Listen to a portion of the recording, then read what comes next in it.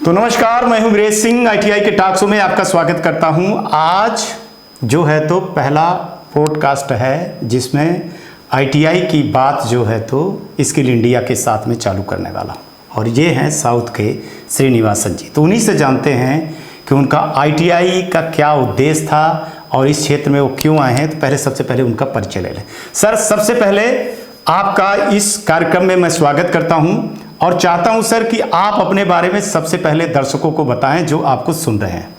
जी नमस्कार, मेरा नाम है श्रीनिवास, मैं बैंगलोर से हूं और अपना एक आईटीआई नाम से राजलक्ष्मी आईटीआई बैंगलोर होजा रूरल में आता है और हम लोग कम से कम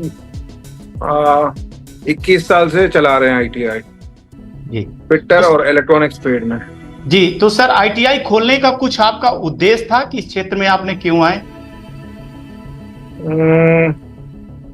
वाकई सच्चाई बताऊं तो भाई का दुकान हुआ करता था जेरोक्स और एसटीडी बूथ के पहले जी। वहां पे जाके मैं ये जेरोक्स मशीन सर्विस करने की एक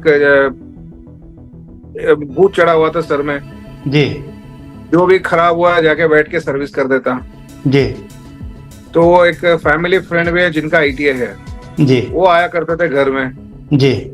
तो उनसे इंस्पायर होके चलो हम भी कर सकते हैं और बच्चों को खुद भी सीख सकते हैं, बच्चों को भी सिखा सकते हैं, कुछ ना कुछ तो कर सकते हैं ना, कह आईटीआई ओपन कर दे। जी। तो आईटीआई खोलने और चलाने में आपको सर किस प्रकार की कठिनाइयों का सामना करना पड़ा अब तक? बहुत। जी, जैसे? सर यकीन करो, बिना एक्सपीरियंस के, टेक्निकल एक्सपीरियंस से आप आईटीआई चलाना बहुत मुश्किल है। जी। टेक्निकल एक्सपीरियंस की एक्सपर्टीज तो होना ही चाहिए जी। क्योंकि यहाँ पे बोलना आसान है, it is not chalk and talk. जी। क्योंकि बच्चों के साथ आपको प्रैक्टिकल में भागीदार होना पड़ेगा, प्रैक्टिकल आपको भी सीखना पड़ेगा, बच्चों को भी सिखाना पड़ेगा और स्टाफ को भी सिखाना पड़ेगा। जी। तो हर दिन यहाँ पे सीखने का तो है रहेगा ही। जी। आप ये नहीं कह सकते मैंने सीख लिया, मैं करा लूंगा, मैं कर लूंगा, ये नहीं हो पाएगा यहाँ पे। जी। क्योंकि हर बच्चे का एक अलग नजरिया अलग होता है, उसका सीखने का तरीका अलग होता है, हर बच्चे का अलग होता है। तो हम लोगों को उस बच्चे के हिसाब से हम लोगों को एडजस्ट करके फिर उसको सिखाना पड़ेगा। जी। दिक्कतें तो बहुत है। जी। तो आपके पास जी जी जी बताएं सर। जी, मैंने जब आईटीआई ओपन किया था तो मैं तो इलेक्ट्रॉनिक्स में तो ठीक ठाक जी। पढ़ा तो मैं कंप्यूटर का हूँ, लेकिन ठीक ठाक इलेक्ट्रॉनिक्स में तो ठीक ठाक था, सिलेबस में था, लेकिन मैकेनिकल में हाथ साफ नहीं थी। जी। फिर गॉड्स ग्रेस एक बंदे आए मेरे यहाँ जीटीओ के जो रिटायर्ड थे ग्राफाइट इंडिया से और आरएनडी में थे जी। तो उनको जैसे जेटीओ के लिया था पहले, उनसे मैंने भी सीखा है और बच्चों को भी बहुत मस्त सिखाया है। जी। तो सर आपके पास कितने ट्रेड हैं? 2 ही है सर, फिटर इलेक्ट्रॉनिक्स। अच्छा अच्छा, और ये कब से चल रहे हैं दोनों ट्रेड? 2001 से, माने करीबन ये 20-21 साल से ऊपर हो गए, 24 साल हो गए सर। जी। 23-24 साल। तो अब तक में सर कुछ आंकड़े हैं आपके पास कि कितने छात्रों को आप स्किल कर चुके हैं? रफली अराउंड 1200। अच्छा, तो आपके यहाँ के छात्र किस क्षेत्र में नौकरी कर रहे हैं? हर जगह है सर, माने प्राउड टू से। जी। लाइक इसरो में 2 बंदे हैं, 2 बच्चे हैं जी।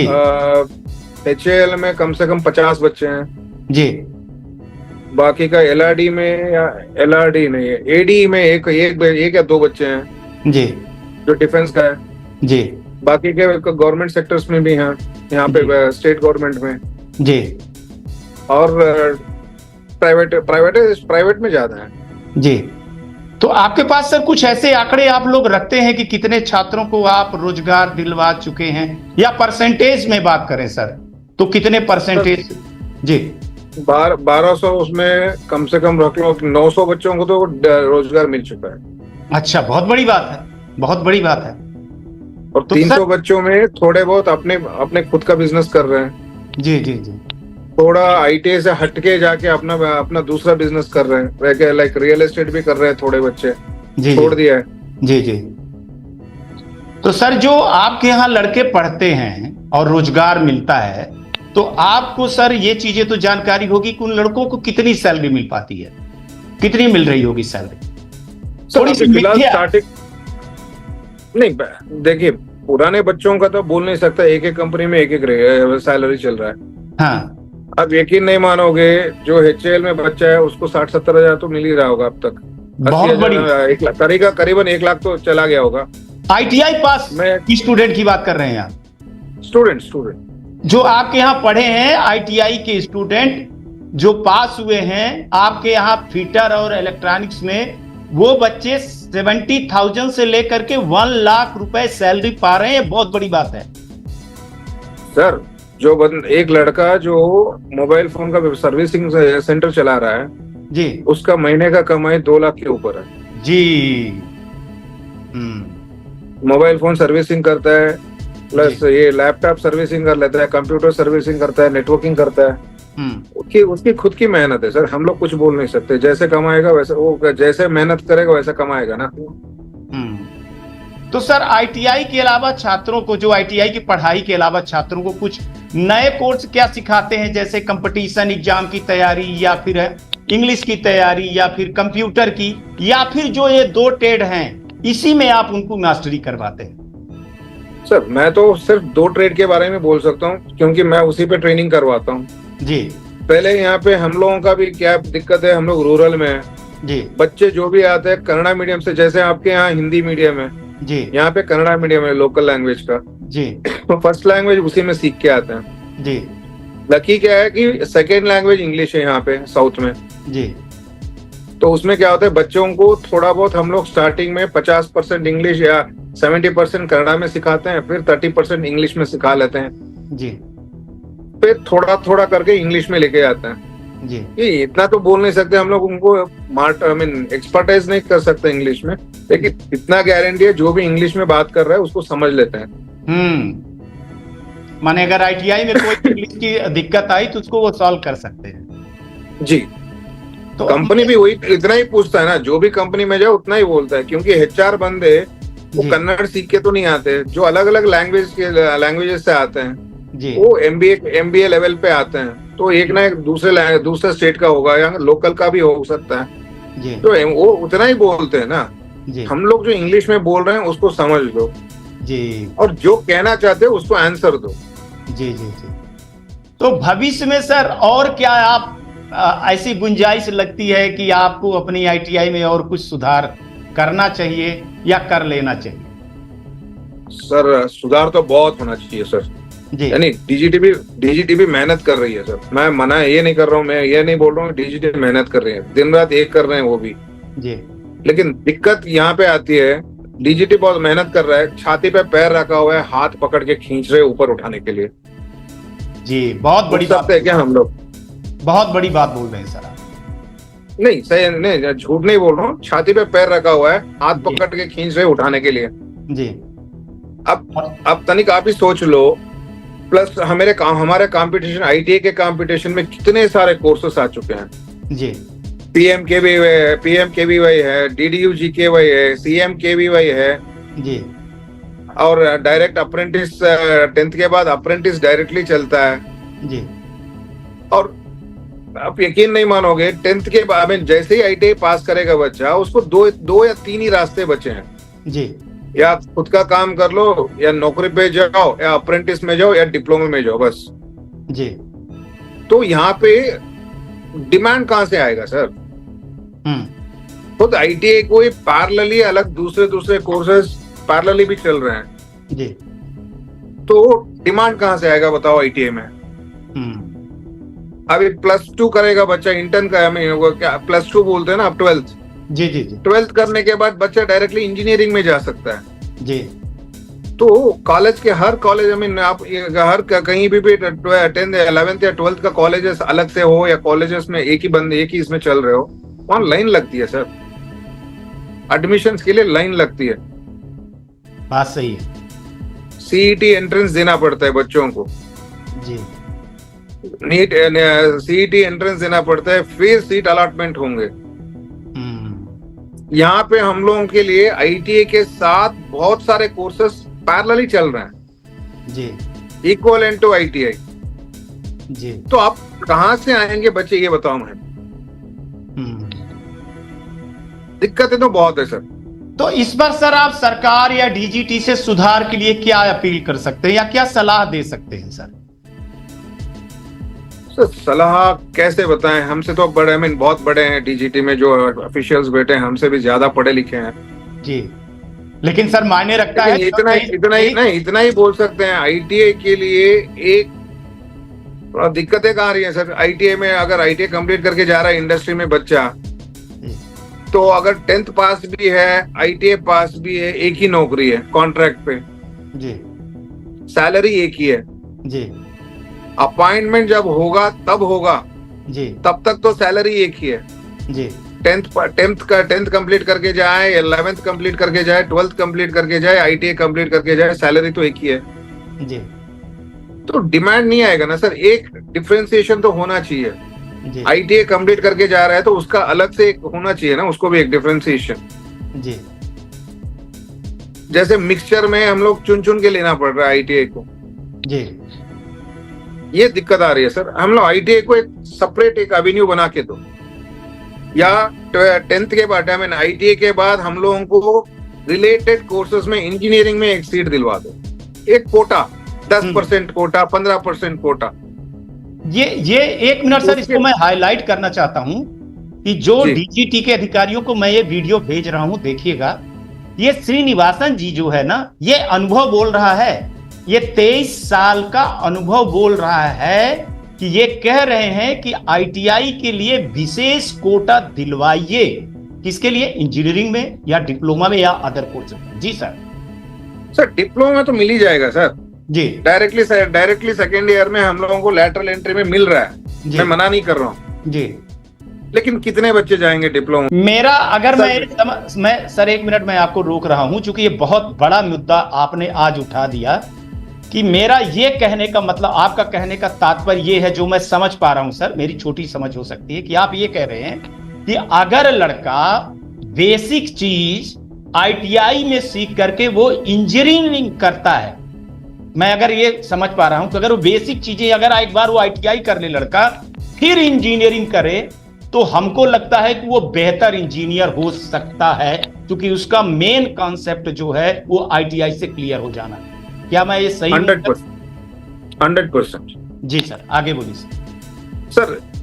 अब आप ही बताओ जी। जैसे हम लोग आईटीआई करके जब बच्चा जा रहा है तो उसको डिप्लोमा में 2 साल में जाना है जी, फिर इंजीनियरिंग में जा रहा है जी, फिर यहाँ से 2 साल डिप्लोमा, फिर 3 साल का इंजीनियरिंग, +2 करके बच्चा जो भी इंजीनियरिंग, जो भी कोर्सेस चाहिए कर सकता है जी, इररिलेवेंट जी, ना उसको ना वो प्रैक्टिकली एक्सपीरियंस्ड है जी, ना इंजीनियरिंग में प्रैक्टिकल्स है जी। तो कहाँ से वो अच्छा सा इंजीनियर बनेगा सर? ये बात आपकी सर। अगर आप इंजीनियरिंग आप इंजीनियरिंग ही बनाना चाहते हो, आईटीआई करवाओ, फिर डिप्लोमा करवाओ, फिर इंजीनियरिंग में भेज दो, तो उसका बेसिक जो नींव है वो मजबूत होगी, प्रैक्टिकली मजबूत होगा, और अगर प्रैक्टिकली मजबूत है तो फिर थ्योरी कोई मायने नहीं रखती है। बहुत बहुत बड़ी बात बोल रहे हैं सर। इंडस्ट्री के लिए इंजीनियरिंग में अगर आपको डिजाइनिंग आता है, R&D आता है, डिजाइनिंग आता है, 2 इंजीनियरिंग देखते हैं सर। बाकी का जो भी काम करेगा आईटीआई का बंदा ही करेगा ना जी। तभी जाके आईटीआई में एक ये आएगा सर, डिमांड आएगा। डीजीटी कह रहा है आपको आईटीआई में क्वालिटी आना चाहिए जी। सही है सर, मैं भी मानता हूँ आईटीआई में क्वालिटी आना चाहिए। क्वालिटी तभी आएगा सर जब डिमांड होगा। आप मानते हो सर? जब डिमांड नहीं आएगा तो क्वालिटी कहां से आएगा सर? सही बात है। डिमांड आएगा तो एक कॉलेज से दूसरा कॉलेज ही झगड़ बैठेंगे सर क्वालिटी देने में। आप 12th में कॉलेज में जाओ, 12th कॉलेजेस कितने सारे हैं, हर नुक्कड़ पे, हर एक गली में ओपन हो चुके हैं 12th के जी। जो रिजल्ट के लिए मरते हैं वो कॉलेजेस। मेरे इतने बच्चे पास हो चुके हैं, मेरे इतने बच्चे सीईटी में रैंक आ चुके हैं, मेरे इतने बच्चे नीट में रैंक आ चुके हैं। बड़े बड़े होर्डिंग टंगती है, हाँ, होर्डिंग लगता है। जी जी जी सर। अब राजस्थान का एक जिला तो उसी पे जी रहा है सर। हाँ, कोटा जिसको कह रहे हैं। कोटा तो उसी पे तो जी रहा है सर। जी जी जी। हम अगर हम लोगों का भी एक आना है तो हम लोगों को एक डिमांड एक क्रिएट होना चाहिए। हाँ, ये आजकल मैं ये नहीं बोल रहा हूँ कि वो डिमांड नहीं है जी। लेकिन क्या हो क्या रहा है सर, पहले एक 10-15 साल पहले आप चले जाओ तो आईटीआई का बच्चा सर्टिफिकेट लेके हर एक कंपनी में जाके नौकरी मांग रहा था। सर एक नौकरी दे दो, बहुत दिक्कतें थी जी। अब आज भगवान का शुक्र है, मोदी जी का शुक्र है कि हम लोगों को बैठे बैठे बच्चों को दिन में मुझे कम से कम 4 से 10 कॉल आ जाते हैं एचआर के, बच्चे दो जी। हमारे पास बच्चे नहीं है अभी फिलहाल, सही बोलना है तो हमारे पास हमारे स्टेट में ही आईटीआई के बच्चे नहीं है, बहुत कम है। स्किल बच्चे जो नहीं कंपनी के लिए सर्व करने के लिए बच्चे कम है। जी जी जी। मैं मान रहा हूँ, मैं ये नहीं कर रहा हूँ, लेकिन डिमांड कहाँ से क्रिएट होगा सर? आप कोई भी कंपनी में चले जाओ, 10 साल का उसको कॉन्ट्रैक्ट का एक एडवांटेज है इंडस्ट्री के लिए, उसका भी मानता हूँ, उसकी भी मुसीबत है। वो कॉन्ट्रैक्ट में ही लेगा 10 साल का, 10 महीने का 11 महीने का कॉन्ट्रैक्ट पे लेगा, फिर बाहर निकाल देगा। और ऊपर से दिक्कत क्या है, थर्ड पार्टी में लेगा वो। अब समझो मेरी कंपनी है, मैं आपको दे रहा हूँ थर्ड पार्टी बच्चों को देने के लिए, बच्चे आप मुझे दे रहे हो, 11 महीने बच्चे मेरे कंपनी में काम कर रहा है, 11 महीने के बाद बच्चे को एक सर्टिफिकेट में मेरा कंपनी का नाम भी नहीं है। थर्ड, क्योंकि बच्चा आपका है, आपके थ्रू आया है जी ना, आप कंपनी से रिलेट करते हो, तो कहां से आएंगे सर? डिमांड कहां से आएगा? बच्चे का एक सर्टिफिकेट की वैल्यू नहीं है। अगर दूसरे कंपनी में भी जाके दे रहा है सर्टिफिकेट हो तो उसका एक्सपीरियंस काउंट ही नहीं हो रहा है। सही बात है जी। मैं अपने बच्चों को खुला बोलता हूँ, गवर्नमेंट जॉब किसी की ये नहीं है, जिसके तकदीर में लिखा है उसी को गवर्नमेंट जॉब जी। आप मानते हो या नहीं मानते हो? मैं तो मानता हूँ जी जी, मैं मानता हूँ सर। जिसके तकदीर में गवर्नमेंट जॉब लिखी है उसी की है जी। और 90% 95% बच्चों को प्राइवेट में ही निकालना जाना पड़ेगा। हाँ जी, जी। ये भी नहीं है, प्राइवेट में दिक्कत है, प्राइवेट में भी अच्छी खासी सैलरियां मिल रही हैं। मेरी एक बच्ची है, मेरे पास जो पढ़ी थी बच्ची, आज एचपी में काम कर रही है, अब पता नहीं क्या डेसिग्नेशन में है, बहुत दिन हो गए उससे मिलके जी। मैं बोल रहा हूँ 6 या 7 साल पहले उसकी सैलरी थी 80,000 जी। गवर्नमेंट नौकरी में आपको 8-10 साल के अंदर 80,000 90,000 सैलरी मिलेगा नहीं जी, नहीं मिलेगा सर। पहले क्या हुआ करता था हम लोगों के टाइम पे, 15-20 साल के पहले आप चले जाओ, नौकरी में एक सिक्योरिटी देखते थे माँ बाप जी, बच्चों को पेंशन मिल जाएगा जी, 35 साल का नौकरी कंफर्म है जी। जैसे बजाज स्कूटर जी, हर क्यों टिकाऊ था, चल जाएगा 15-20 साल चल जाएगा गाड़ी के, हर लोग वही लेते थे बजाज स्कूटर जी जी जी। आज कौन सा बच्चा बजाज स्कूटर चलाएगा सर? नहीं, कोई नहीं सर। उनका भी ड्रीम अलग है, उनको भी अलग से हैं, उनके भी सपने हैं जी। वो अलग अलग सपने बुन के रखते हैं, मुझे ऐसा जीना है, वैसा करना है जी। मानते हैं सर? बिल्कुल। तो मेरा अपील है, मेरा हम्बल रिक्वेस्ट है डीजीटी से, इस बारे में कुछ सोचना पड़ेगा। क्यों? बच्चों को अगर आईटीआई में डिमांड आना है, क्वालिटी एजुकेशन आना है, तो उनको एक बेटर फ्यूचर दिखना चाहिए जी। आज आपके भी बच्चे हैं, मेरे भी बच्चे हैं जी। अगर मैं आईटीआई में अपने बच्चों को भी खुद ही डालना चाहूं तो मैं ये देखता हूं कि उसका आगे का फ्यूचर क्या है जी।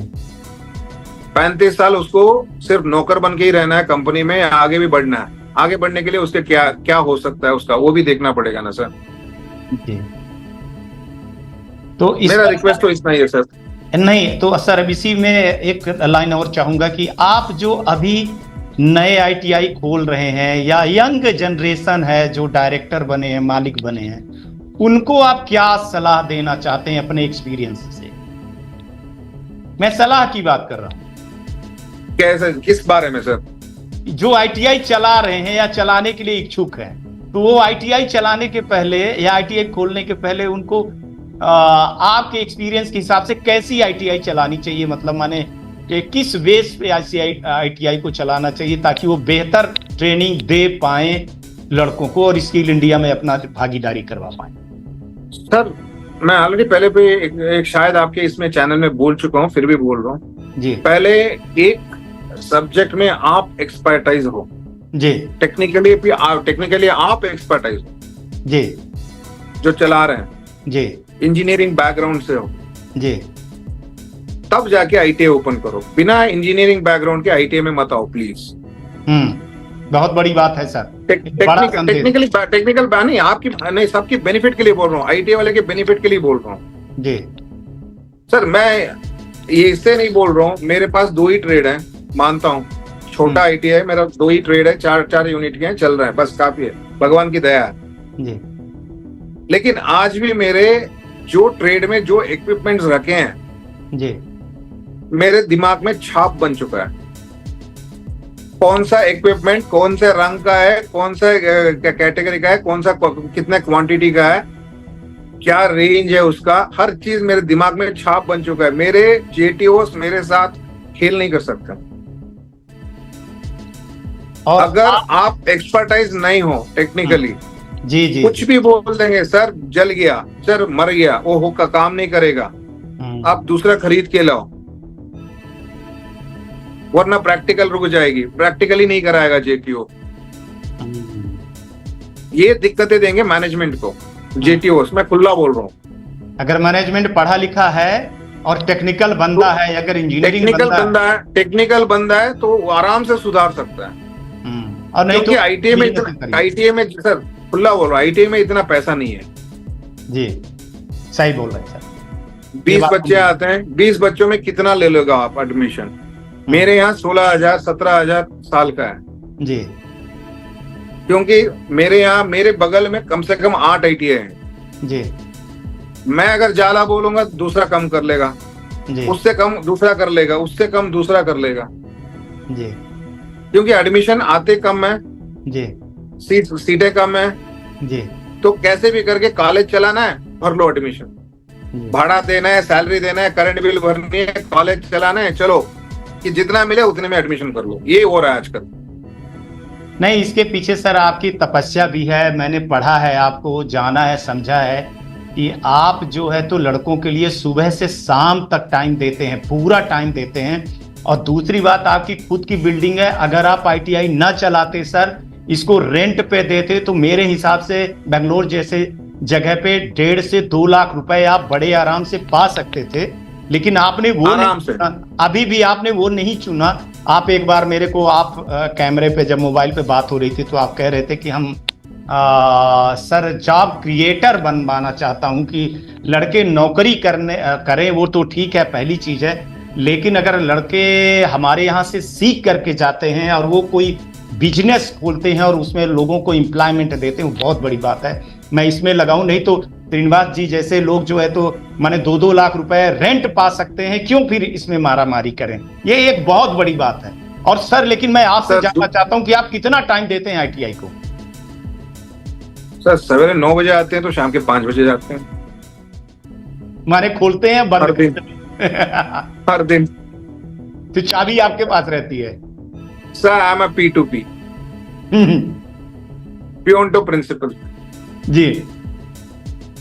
बच्चों के लिए प्रैक्टिकल क्लासेस चल रहे हैं, we should be a helper to them. ये आप अगर सुन रहे हैं मेरे उसको, तो आप सुनिएगा, ये एक शिक्षाविद की और ये एक्सपीरियंस की सबसे बड़ी चीज है।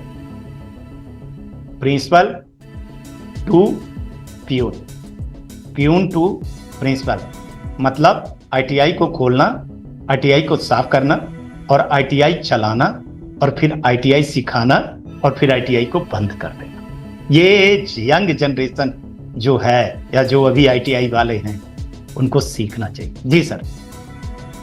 नहीं, मैं इतना ही बोल सकता हूँ सर, मैं इतना ज्यादा ये नहीं हूँ जी। मैं भी एक छोटा सा बंदा हूँ, एक छोटा सा आईटीआई चला रहा हूँ, बस भगवान की दया है, चल रहा है आराम से, कोई दिक्कत नहीं दे रही है। अरे सर, इसरो में आपके लड़के गए हैं, मामूली चीज नहीं है सर। मैं सर वो उसकी मेहनत है, अभी उसकी मेहनत है, बच्चे की मेहनत है सर, वो मेहनत है। मैं आपको ऑफ द कैमरे, मेरे हिसाब से महीने में मेरी आपसे 10 बार से कम तो बात नहीं होती है सर। और आपको आपको मैं जब देखता हूं तो आप बिजी रहते हैं, पता नहीं कितना परिवार को आप टाइम देते हैं कि नहीं देते हैं, लेकिन आपको मैं देखता हूं कि आप सिखाते रहते हैं। और अगर ऐसा नहीं है, अभी आप एक दिन दिखा रहे थे, वेबसाइट पे दिखा रहे थे, एग्जैक्ट फिगर याद नहीं है, 42 लड़के थे जिनका कॉल लेटर आया था कि या 21 लड़के थे, हम आई थिंक 40 सुपर लड़कों का आप हमको मेल दिखा रहे थे कि सर ये देखिए इन लड़कों के लिए कॉल लेटर आया। आई एम राइट ना सर? नहीं, 24 लड़के सर, फॉक्सकॉन। हाँ 24 लड़के थे, राइट, 24 लड़के। फॉक्सकॉन का हाँ फॉक्सकॉन का। और ये सर मामूली चीज नहीं है सर, ये सर तपस्या दिखाता है, मेहनत दिखाता है सर।